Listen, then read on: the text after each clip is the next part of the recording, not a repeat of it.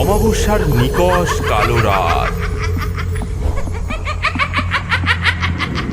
এই নিস্তব্ধতা ভেঙে খান খান করে বাগানের এক প্রান্ত থেকে মটমট করে গাছের ডাল ভাঙার শব্দ ভেসে এলো। চাঁদের আবছা আলোয় দেখা গেল এক লম্বা, শীর্ণ এবং ফ্যাকাশে ছায়া মূর্তি। চোখ দুটো যেন দুটো জ্বলন্ত অঙ্গার। এই হলো মাছখেকো খ্যাপাটে শাকচুন্নি। দূর ছাই, আগের বাগানটার মানুষগুলো বড্ড চালাক হয়ে গিয়েছিল। কথায় কথায় মন্ত্র পড়া শুরু করেছিল। উফ, একটু শান্তিতে যে মাছ ভাজা খাবো তারও জো নেই। এখানকার গুলো আবার কেমন কে জানে। অবশেষে বাগানের সবচেয়ে উঁচু আর পুরনো গাছটার নিচে এসে সে দাঁড়ালো। তার লম্বা নখওয়ালা আঙুলগুলো দিয়ে গাছের গাঁটা ছুতেই যেন একটা শীতল স্রোত বয়ে গেল। তার বিকট মুখে ফুটে উঠল এক শয়তানি হাসি। বাহ, এই তো চাই, একেবারে খাসমহল। কি ঠান্ডা, কি আরাম। আজ থেকে এই বাগান, এই গাছ সব আমার। আমার হুকুম ছাড়া এখানকার একটা শুকনো পাতাও মাটিতে পড়বে না। আর যে আমার হুকুম অমান্য করবে তার ঘাড় মটকে রক্ত খাবো। এক লম্বা লাফ দিয়ে সে তরতর করে অদৃশ্য হয়ে গেল গাছের মগডালে। শুধু তার খ্যাপাটে হাসির শব্দটা রাতের বাতাসে ভাসতে থাকলো।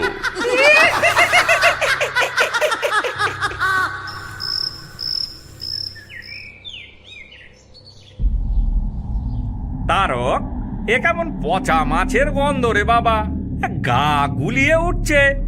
তাই তো, আর হাওয়াটাও কেমন যেন ভারী। দেখছো, একটা পাখিও ডাকছে না। এসেছে আমার বাগানের নতুন দুটো চাকর। দেখি আজ কেমন করে তোদের গতর খাটানো যায়। আমার বিনা হুকুমে আমার বাগানে ঢুকেছিস, শাস্তি তো পেতেই হবে। সর্বনাশ, কালকে তাজা সুপারি এক রাতের মধ্যে পচে কালো হয়ে গেল কি করে? এ তো কোনো পোকার কাজ নয়। দশরথ ব্যাপারটা বিশেষ পাত্তা না দিয়ে অন্য একটা গাছ থেকে সুপারি পাড়তে যেই না কাস্তে উঁচিয়েছে, অমনি তার হাতটা অবশ হয়ে গেল। কাস্তেটা ঠং করে মাটিতে পড়ে গেল। আরে, হাতটা এমন অবশ হয়ে গেল কেন? সে আবার কাস্তে তুলল, কিন্তু আবার একই ঘটনা ঘটল। এই যা, তিনবারের বার সে ভয় পেয়ে পিছিয়ে এলো। না, আজ আমার দ্বারা আর হবে না। শরীরটা কেমন করছে। বাবা, তুমি কি কোনো হাসির শব্দ শুনলে? মনে হলো যেন কেউ খিলখিল করে হেসে উঠলো। কই না তো, বাজে কথা বলিস না তো। চল কাজ কর। দুপুরে কাজ করতে করতে তারকের খুব জল তেষ্টা পেল। বাবা, কি তেষ্টা পেয়েছে। জলের কলসিটা কই গেল? এখানেই তো রাখা ছিল। দেখ, ওইখানেই কোথাও, হয়তো আড়ালে পড়ে গেছে। না তো, কোথাও তো নেই। ঠিক সেই মুহূর্তে ওপর থেকে একটা ফিসফিসানি আওয়াজ ভেসে এলো, যা শুধু তারকই শুনতে পেল। তেষ্টা পেয়েছে ছোকরা, খুব পেয়েছে। যা, দুবার জল খা গে। ওই পাক মেশানো জলটাই তোদের মতো ছোট লোকদের জন্য ঠিক। আমার বাগানের শুদ্ধ জল তোদের জন্য নয়। হ্যাঁ, কে কে কথা বলে? এই তারক, কি হলো রে? কার সঙ্গে কথা বলছিস? বাবা, আজ চলো বাড়ি ফিরে যাই। আমার কেমন একদম ভালো লাগছে না। এই বাগানে নিশ্চয়ই কোনো গোলমাল আছে। সেই রাতে শাকচুন্নিটা গাছ থেকে নামলো। তার চোখে মুখে দুষ্টুমিতে ভরা। সে দশরথ আর তারকের পরম যত্নে রাখা কাস্তে, খুরপি, দা, দড়ি সবকিছু এক জায়গায় জড়ো করলো। ওরে আমার লোভী মানুষ রে, আমার গাছের দিকে লোভ, তাই না? এই কাস্তে দিয়ে আমার গাছের সুপারি পারবি? দাঁড়া, তোদের সাধের যন্ত্র আমি এমন জায়গায় পাঠাচ্ছি যে খোঁজার জন্য পরের জন্মে আবার আসতে হবে। এই বলে সে খ্যাক খ্যাক করে হাসতে হাসতে সব যন্ত্রপাতি এক এক করে পাশের ডোবাটার মধ্যে ফেলতে লাগলো। ডোবার মধ্যে ধপাস ধপাস করে পড়ার শব্দটা রাতের নিস্তব্ধতাকে ভেঙে দিল। এ কি রে তারক, সব যন্ত্রপাতি হাওয়া, কাস্তে, দা, খুরপি কিচ্ছু নেই। নিশ্চয়ই কাল রাতে চোর এসে চুরি করে নিয়ে গেছে, কিন্তু সব একসাথে। চলো তো পাশের ওই ডোবাটা একবার খুঁজে দেখি। সারাদিন ধরে তারা ডোবার মধ্যে খোঁজাখুঁজি করে মাত্র একটা মরচে পড়া খুরপি খুঁজে পেল। যা, সারা দিনটাই বরবাদ হলো। দশরথ যেই না গাছে ওঠা দড়িটা হাতে নিয়েছে সে চমকে উঠল। সর্বনাশ! হে কি করেছে? দড়িটাতে যে 100টা গিঁট দিয়ে রেখেছে। এ গিট তো খোলা যাবে না বাবা, বড্ড শক্ত, আর কি বিশ্রী পচা মাছের গন্ধ বেরোচ্ছে এই দড়িটার থেকে। শাকচুন্নিটা মগ ডালে বসে পা দোলাতে দোলাতে এই দৃশ্য দেখছিল আর হাসিতে তার শরীর বেঁকে যাচ্ছিল। খোল, এবার গিট খোল। গিট খুলতে খুলতে সকাল হয়ে যাবে, তবুও একটা গিটও খুলতে পারবি না। আমাকে রাগানোর ফল এখনো তো কিছুই দেখিসনি। তারক, আমি নিশ্চিত এ কোনো সাধারণ চোরের কাজ নয়। কোনো অপদেবতা আস্তানা গেড়েছে ওই উঁচু গাছটায়। তাহলে তাহলে উপায় কি বাবা? এভাবে চলতে থাকলে তো আমরা তো না খেয়ে মরবো। উপায় আছে। প্রেতাত্মারা শুদ্ধ জিনিস সহ্য করতে পারে না। কাল সকালে আমরা গাছটার চারপাশে তুলসী গাছ পুঁতে দেব। দেখবি তুলসী গাছের গন্ধে অপদেবতা কাছেও ঘেঁষতে পারবে না। পরদিন বাবা ছেলে মিলে সেই উঁচু গাছটার চারিপাশে মাটি উঁচু করে অনেকগুলো তুলসী গাছ পুঁতে দিল। রাতের বেলা শাকচুন্নিটা গাছ থেকে নেমে এলো। তার চোখ দুটো রাগে টকটকে লাল। হ্যাঁ, ওরে বুড়ো, এই কটা শুকনো পাতা দিয়ে আমাকে ভয় দেখাবি? আমার বাড়ির উঠোনে এসব নোংরামি? আমি মাছ খেকো শাকচুন্নি, তোদের এত সাহস? হ্যাঁ, এই বলে সে এক এক করে সব তুলসী গাছ শেকড় শুদ্ধ উপড়ে ফেললো। পাতাগুলো দাঁত দিয়ে চিবিয়ে থুথু করে ফেলে দিল। কি হলো রে বুড়ো? কই তোর তুলসী? সব আমার পায়ের তলায়। শুধু তাই নয়, সে দশরথের গলার স্বর হুবহু নকল করে বিকট সুরে ভজন গাইতে লাগলো। হরে কৃষ্ণ হরে রাম, এই বাগানে আমার ধাম, তোদের এবার শেষ কাম। হরে কৃষ্ণ হরে রাম। বাবার বুদ্ধিতে তো কাজ হলো না। আজ আমি নিজের চোখে দেখব কে এত কাণ্ড করছে। যত বড় শয়তানি হোক, একবার তাকে দেখতে পেতেই হবে। মাঝরাতে সে যা দেখলো তাতে তার গায়ের রক্ত হিম হয়ে গেল। শাকচুনিটা গাছ থেকে নেমে এসে উনুন ধরিয়েছে। তার সামনে ভাঙা হাঁড়িতে চাপানো ডোবার পাঁক আর পোকামাকড়, কিন্তু সেই জঘন্য জিনিস থেকে ভাজা ইলিশ মাছের এক অপূর্ব গন্ধ বেরোচ্ছে যে তারকের জিভে জল এসে গেল। নে রে নে, খা। এমন সর্ষে ইলিশ পাবি কোথাও? এই হতচ্ছাড়া মানুষ দুটো শুধু সুপারিই চেনে, রান্নার র বোঝে না। ওদের কপালে কি আর আমার হাতের রান্না আছে? হঠাৎ সে রান্না থামিয়ে ঝোপের দিকে তার জ্বলন্ত চোখ দুটো তাক করলো। তারক বুঝে গেল সে ধরা পড়ে গেছে। কি রে ছোকরা, লুকিয়ে লুকিয়ে আমার রান্না দেখছিস? গন্ধটা খুব ভালো, তাই না? তোর জন্যও এক বাটি তুলে রেখেছি, কাল সকালে এসে খেয়ে যাস।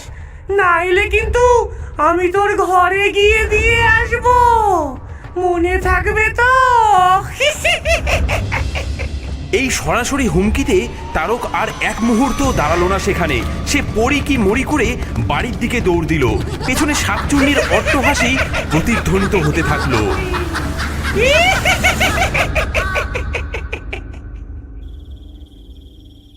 ওঝামশাই, ওঝামশাই আমাদের বাঁচান। সব কথা তো আপনাকে খুলেই বললাম। কাল রাতে তো ওটা আমার ছেলেকে মেরেই ফেলতো। ওটা একটা সাংঘাতিক চিজ। ক্যাপাটে শাকচুন্নি, দেমাক অনেক, একে সাধারণ ভূতের মন্ত্রে কাবু করা যাবে না। মন্তার! আচ্ছা, দ্বিতীয় একটা বুদ্ধি দিচ্ছি। ভূতেরা শুদ্ধ জিনিস আর তীব্র গন্ধ সহ্য করতে পারে না। তোরা আজ সন্ধ্যায় সারা বাগানে প্রচুর পরিমাণে ধুনো জ্বালবি আর কর্পূর ছড়াবি। গন্ধে সে টিকতে না পেরে নিজেই পালাবে। বমতা! সন্ধ্যা নামতেই বাবা ছেলে মিলে বাগানের কোনায় কোনায় ধুনোর আগুন দিল। কিছুক্ষণের মধ্যেই কর্পূরের তীব্র গন্ধ আর ধুনোর ধোঁয়ায় বাগানটা ঢেকে গেল। ওপর থেকে শাকচুন্নির কাশির আওয়াজ ভেসে এলো। এই এই কি বিশ্রী গন্ধ রে বাবা, আমার মাথা ধরে গেল। এই বমি পাচ্ছে আমার। এই তোদের এত বড় আসপর্দা, আমার বাড়িতে ধোয়া দিয়েছিস। দাঁড়া দাঁড়া, তোদের ধুনোর আমি ব্যবস্থা করছি। নে নে, এবার তোদের জিনিস তোদের কাছেই ফেরত দিচ্ছি। হঠাৎ বাগানের মধ্যে একটা ছোটখাটো ঘূর্ণিঝড় উঠল। সেই ঝড় সমস্ত জ্বলন্ত ধুনুচি আর মাটির সরাগুলোকে শূন্যে তুলে নিয়ে সোজা ছুঁড়ে মারল বাগানের শেষে থাকা তাদের ঘরের চালার দিকে।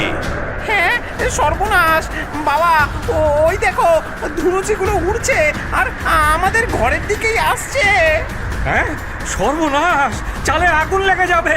দৌড় দে, দৌড় দে!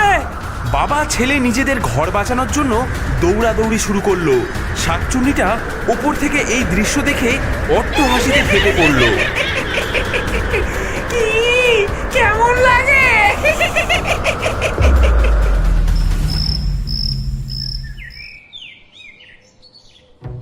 আর কোনো উপায় নেই ওঝা মশাই, আমার ঘরটাও কাল পুড়ে যেত।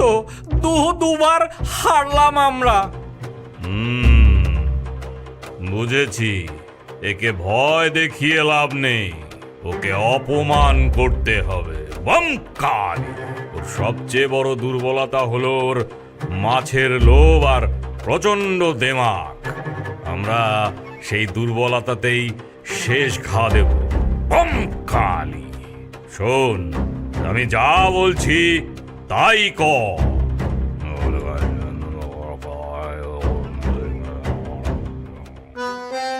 ও ও ও বাগানের মালকিন, আমরা আমরা হার মেনেছি আর আপনার জন্য ভোগ এনেছি। দেখুন, দয়া করে গ্রহণ করুন একবার। কি এনেছিস রে? এতদিনে তাহলে আমার ক্ষমতা বুঝতে পারলি? ঠিক আছে, রেখে যা, দেখছি তোদের ঘটে কেমন বুদ্ধি হয়েছে। দুবার জেতার অহংকারে শাকচুন্নিটার মনে কোনো সন্দেহই জাগলো না। সে গাছ থেকে নেমে এসে কলাপাতায় মোড়ানো রুই মাছের মতো দেখতে বস্তুটা তুলে নিল। বাহ, শেষ পর্যন্ত আমার কদর বুঝলো। দেখতে তো বেশ লাগছে, আর গন্ধটাও তো খাসা বেরোচ্ছে। এই বলেই সে আর দেরি না করে মাছের বড় একটা টুকরো মুখে পুরে দিল, আর তারপরই সেই প্রলয়ঙ্কর কাণ্ড ঘটল।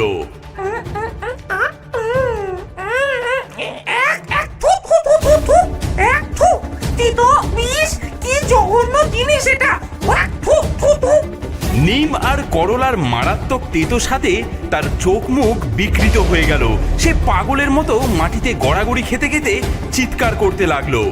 ওরে বাবা রে, ওরে বাবা, কি খাওয়ালি রে! ওরে বাবা, মরে গেলাম গো, মরে গেলাম। ওরে বেঈমান ছোট লোক, আমার সাথে তোরা এইরকম ছলনা করলি? মাছের নামে আমাকে নিম পাতা খাওয়ালি? তোরা আমাকে অপমান করলি।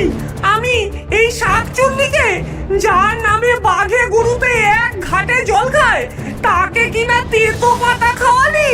আমি এই অপমানের জায়গায় এক দণ্ডও থাকবো না, আমি চলে গেলাম।